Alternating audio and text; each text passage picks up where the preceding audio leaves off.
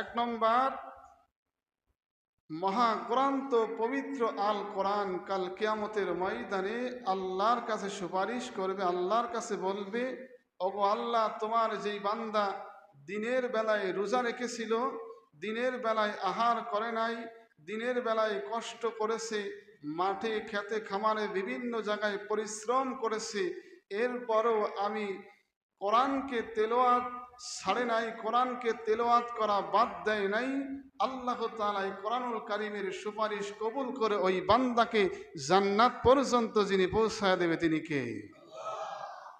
দুই নম্বর সুপারিশ করবে রোজা।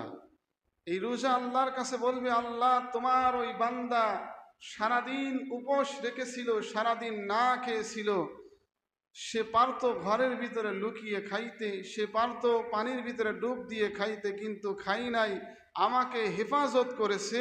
আল্লাহ, যেই বান্দা যেই বান্দি আমাকে হেফাজত করেছে, আজ কিয়ামতের ময়দানে আমিও ওই বান্দা বান্দিকে হেফাজত করতে চাই।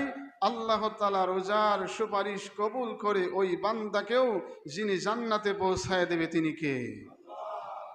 এজন্য রোজা আল্লাহ তাআলা দিয়েছে মানুষদেরকে পবিত্র বানানোর জন্য, মানুষদের জিন্দিগির গুনাহকে মাফ করার জন্য। এজন্য নিজের জিন্দিগির গুনাহকে মাফ করার সুবর্ণ সুযোগ হইতেছে ইতিকাফ। বলেন সুবহানাল্লাহ। একজন ব্যক্তি ইতিকাফে বসলে অটোমেটিক ওই বান্দার গুনাহ যিনি মাফ করে দেয় তিনি কে?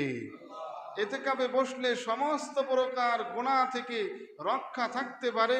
ইতিকাফে বসলে সমস্ত প্রকার অন্যায় কাজ থেকে বিরত রেখে আল্লাহর দিকে বান্দা মনোযোগ হয়, আল্লাহর দিকে বান্দার মন ঝুঁকে যায়। ইতিকাফে বসলে বান্দা দুনিয়ার সমস্ত অহেতুক খারাপ কাজ থেকে বিরত থেকে আল্লাহর কথা স্মরণ হয়।